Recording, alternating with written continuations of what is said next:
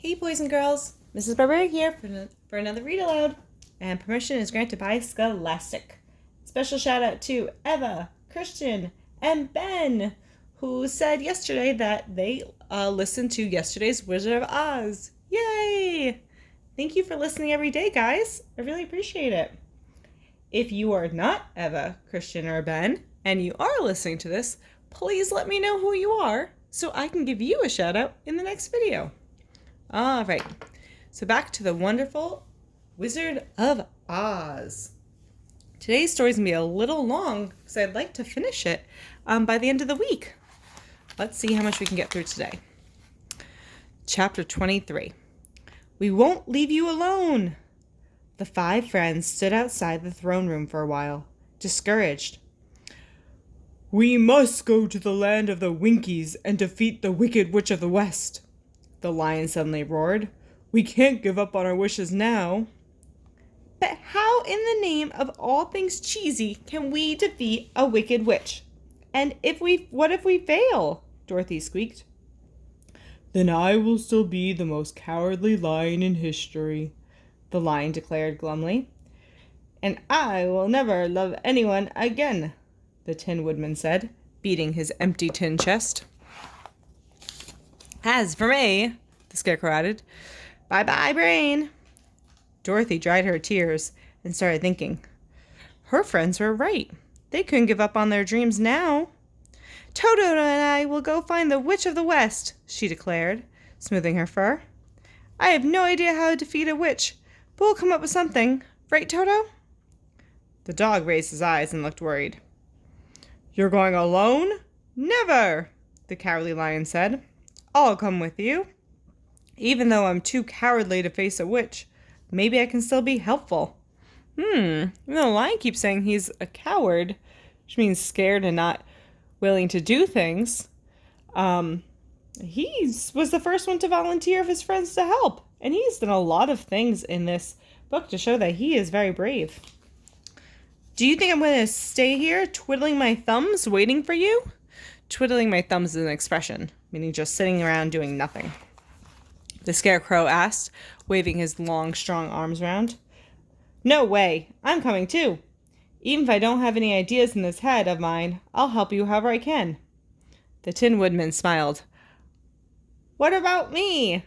I couldn't hurt a fly, let alone a witch, but I won't let you go without me. So it was decided. The 5 friends were off on a dangerous adventure to the land of the Winkies. None of them could defeat the witch alone. But cheesy cream puffs! Maybe they would be able to do it together. They had gotten this far, hadn't they? With some long pep in their paws, all 5 friends drifted off to sleep. They had a long, long day ahead of them. Marching west. What do you think the title of this chapter means? Make a prediction. The next morning, Dorothy and her friends got ready to depart. The woodman sharpened his axe and had the lion oil his joints. The Scarecrow stuffed himself with fresh straw, and Dorothy touched up the paint on his eyes so he can see better. Dorothy refilled her little basket with food and tied a new green ribbon around Toto's neck. They were ready to start their new journey. The guard with the long beard Bread wouldn't make sense. The guard with the long beard led them back to the Emerald City gates. There, the guardian let them take off their green lens glasses. Pardon me, sir, Dorothy asked, so here's them all getting ready. Which way should we go to find the Witch of the West? What a silly question, the guardian replied. West, of course. Head for the place where the sun sets. And yes, the sun always sets in the west and rises in the east. Waving goodbye, the 5 nervous friends walked west. Dorothy was wearing the green silk dress she had put on for her meeting with Oz. But now it turned as white as snow. The same thing happened to the ribbon around Toto's neck. How strange. Wonder why it turned white. As Dorothy and her friends walked, the land became more rugged and mountainous. Rugged is not as smooth, it's like bumpy. There were no houses or farms, just land. The sun beat down on them. At last, the exhausted group stopped to rest. Meanwhile, oh, I know something's going to change because the author put the word meanwhile as a transition word. Someone else was watching through them, but from afar. Who do you think it is? The Wicked Witch of the West. Bum, bum, bum, bum. And here's the picture of them walking through. They look so small, and here she's in her white dress. But the Wicked Witch of the West is watching. Uh-oh. The Wicked Witch of the West had only one eye, but it was as powerful as a telescope. Let's look back at that. That afternoon, standing at the lookout in front of her castle, she noticed this group of intruders pass through the borders of her land. The Wicked Witch of the West immediately gave a blast on a silver whistle. Suddenly, a fierce pack of wolves appeared out of nowhere. "Get rid of those strangers!" she ordered. The wolves raced off to attack. Luckily, the Scarecrow and the Woodman were wide awake. As soon as they spotted the wolf pack approaching, they got ready to defend their friends. "I can handle this battle." Remember, the rest were asleep. He said to the terrified Scarecrow, taking up his axe, "Let me chase him off." Since he didn't have a heart, the Woodman was not afraid.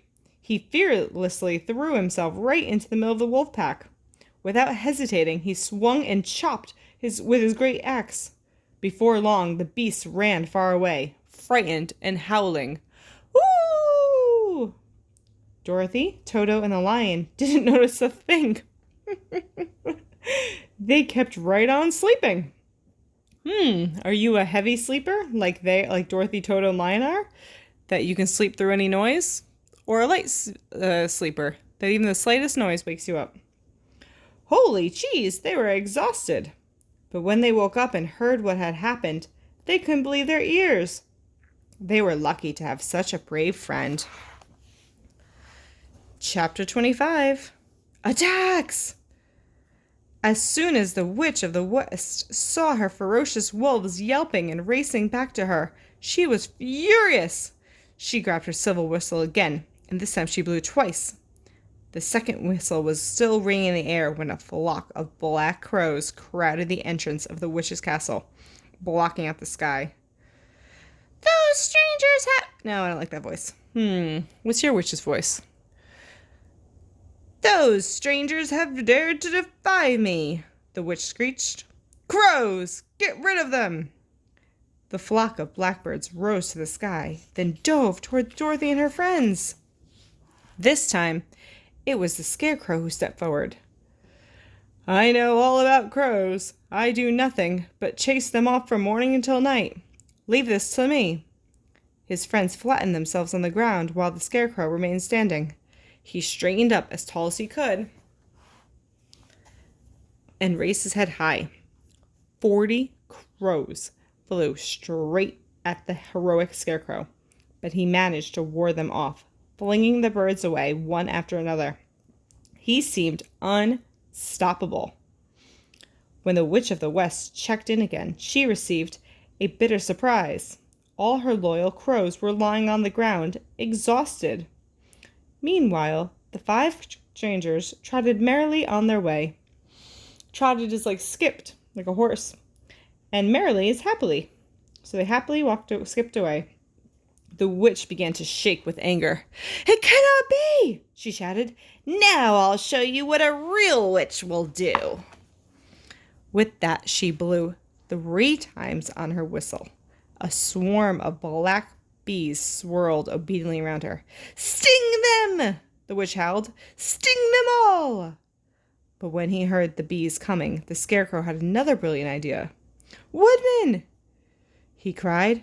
"Take out all my straw and cover up Dorothy, Toto, and the Cowardly Lion. You'll be safe, because the bees can't sting metal. When they attack you, all their stingers will break against the tin. Then they won't be able to hurt anyone." The woman hurried to pull all the straw out of his friend's body. Soon the Scarecrow was sagging on the ground. Meanwhile, the faithful lion gathered Dorothy. That's a good idea, right? Look, there they are. Dorothy and Toto in the paws and curled them up on the ground. The woodman covered all three of them with the scarecrow's straw.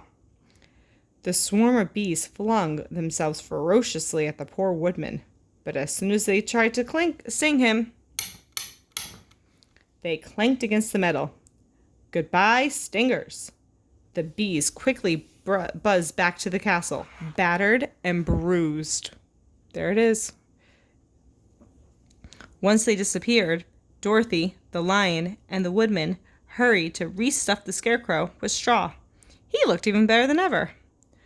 The Witch of the West was so furious that she stomped her paws, tugged at her fur, gnashed her yellow teeth, waved her ruddy umbrella, and then sent for 12. 12, what do you think if you remember the movie? Oh, actually, I think what I'm thinking was later. I forgot about these. 12 yellow-furred Winkies. Her trusted servants.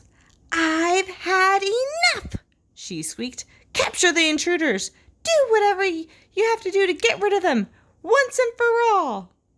The Winkies weren't brave at all, but they couldn't disobey the wicked witch. Resigned, they headed for the group of strangers. But when they saw the cowardly lion, the poor Winkies were so afraid that they ran off like mice on a cheese hunt. The Witch of the West was outraged. How could 5 strangers manage to escape her powerful attacks over and over again? Nothing like this had ever happened before. She had no choice now but to use her golden cap. This wasn't just any hat. It was enchanted magical. Whoever wore it could call for help from the flying monkeys 3 times. That's what I was thinking of from the movie, the flying monkeys. They were scary in the movie. The monkeys would carry out any command, but only 3 times. The witch had already been in trouble twice before and had needed to rely on her golden cap. The first time was when she had enslaved all the Winkies and pronounced herself as their queen. How awful. The second time, she had declared war on the great Oz himself and had chased him out of the West. Also awful. Now she can call on the powers of the golden cap only one more time, and she knew that this was exactly the right moment.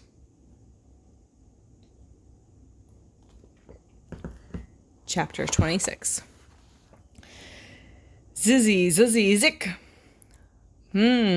Actually, here she does some magic spells. I'm going to do quick. I just can't pause. Oh, actually, I think I can pause the video. All right. I'm back. I'm going to go get my magic wand because she's going to be doing some spells. Let's see. The Wicked Witch placed the golden cap on her head, balanced on her left paw, and carefully squeaked the magic spell. Eppa, peppa, cack, cack.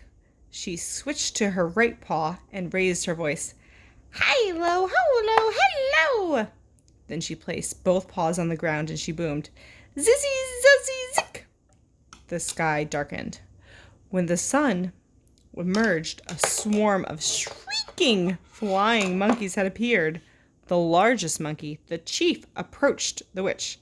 This is the 3rd time you have called on us for help. What is your command?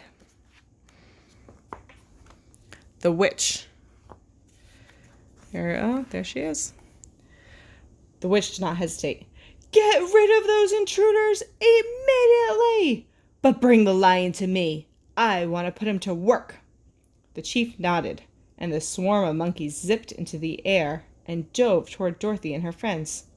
Unfortunately, it all happened so quickly that the group was completely unprepared. The flying monkeys, this part is really sad, just a warning, grabbed the Tin Woodman and threw him against some rocks. Dented and bruised, the poor woodman couldn't get up off the ground. Then the monkeys went after the Scarecrow, tearing him with their sharp claws and pulling out his straw. Then they gathered his head, hat, boots, and clothes and tossed them into a tall tree. Oh no! Meanwhile, some of the monkeys had seized the lion. They tied him with a big rope and heaved him over their shoulders. I'll go back to the picture after I finish the page. Beating their huge wings, they carried him off to the witch's castle.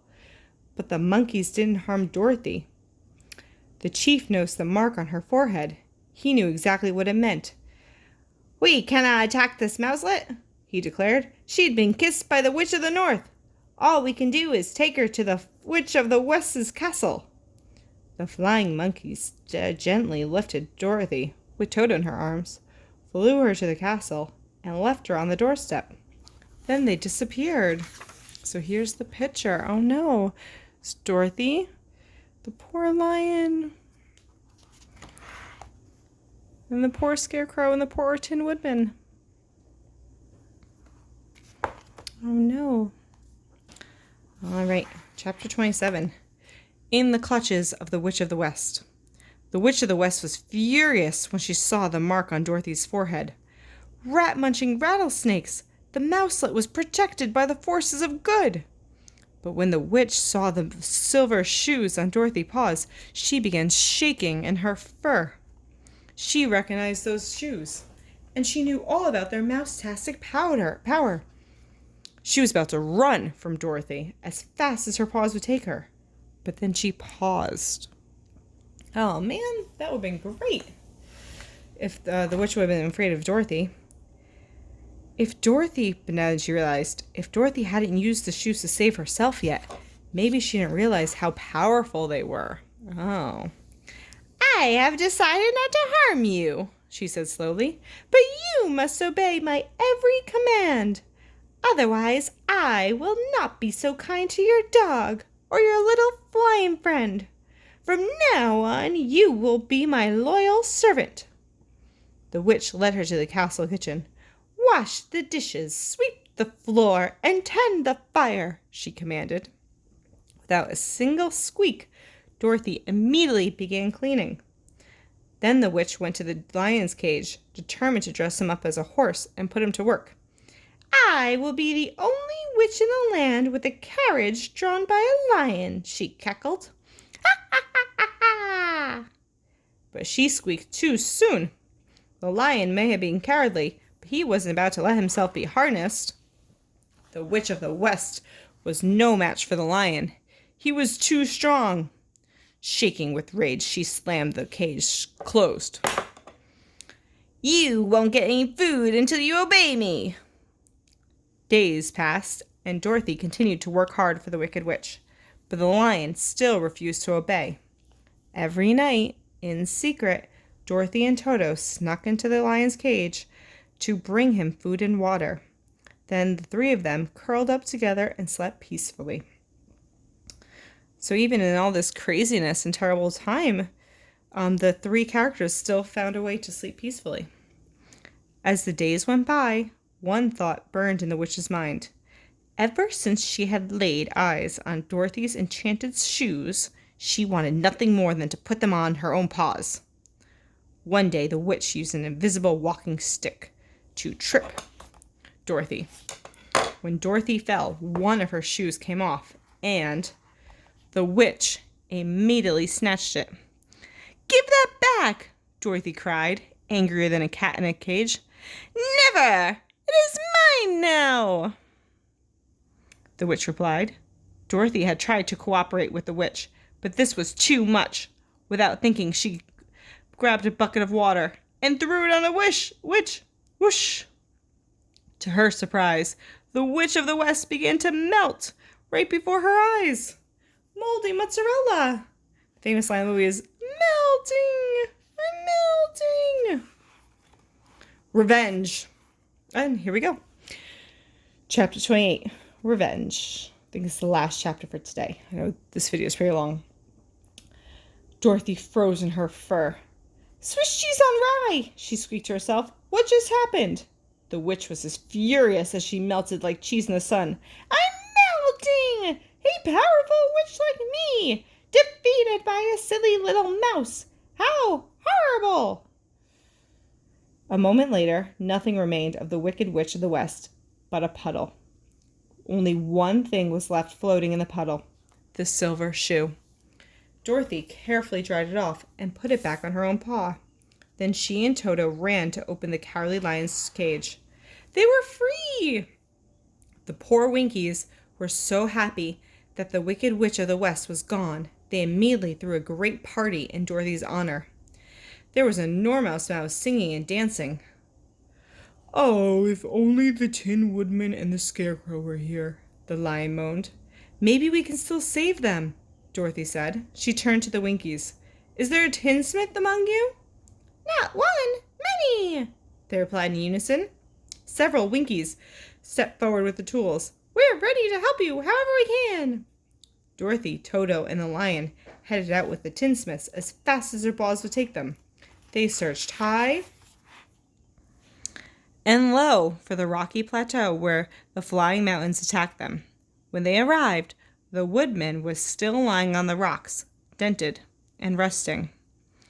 The tinsmiths carried him to the castle, examined him carefully, and started fixing him up. Before long, the Tin Woodman was looking better than before. The Winkies even made him a new axe with a golden handle. Beaming, the woodman hugged his friends. He couldn't hold back tears. "I can't wait till we can hug our friends again." Dorothy rushed to dry them with her apron, worried that the tears would rust his face. Now they just needed to save the Scarecrow. His clothes had ended up in a tall tree, and his straw had been scattered all over the place. The Winkies offered to help them look for their friend. The woodman led the way, walking tall with his new axe on his shoulder. They finally reached the tree with the poor Scarecrow's clothes. Rancid ricotta! They were up awfully high. The woodman swung his axe, and the tree soon fell to the ground with a crash.